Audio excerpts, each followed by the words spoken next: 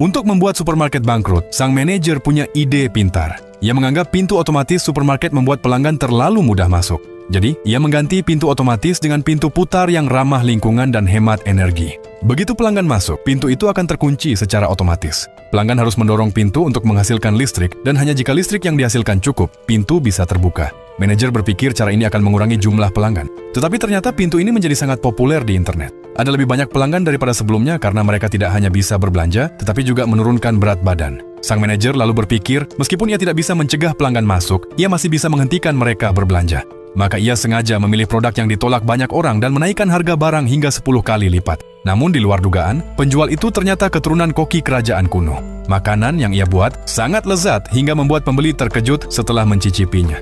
Sushi buatannya langsung laris di serbu pelanggan. Sebagai tanda terima kasih kepada manajer, sang koki hanya menjual sushi buatannya di supermarket ini. Bahkan orang asing pun datang berbelanja satu persatu. Rencana manajer itu pun gagal lagi. Kali ini ia berpikir untuk memulai dari karyawan. Jadi dia membuat kamar tidur di kasir, agar karyawan bisa berbaring sambil melayani pembeli. Sang manajer yakin para karyawan akan bermalas-malasan. Tetapi ternyata, para karyawan justru merasa dihargai, sehingga mereka bekerja lebih giat. Hanya dalam 1 bulan, omzet supermarket meningkat 10 kali lipat hingga meraup keuntungan 11 miliar rupiah.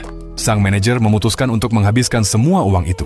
Ia membeli sebidang tanah kosong dan mempekerjakan 100 siswa dengan upah 1 juta per hari untuk menanam sayuran khusus bagi supermarketnya. Suatu hari, sekelompok pelanggan datang ke ladang sayuran itu.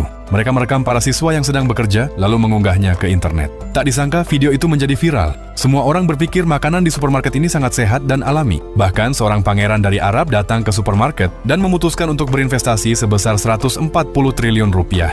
Saat upacara penandatanganan, sang manajer toko begitu bersemangat hingga tidak sanggup berkata-kata. Jadi, menurutmu, apakah ia bahagia atau tidak?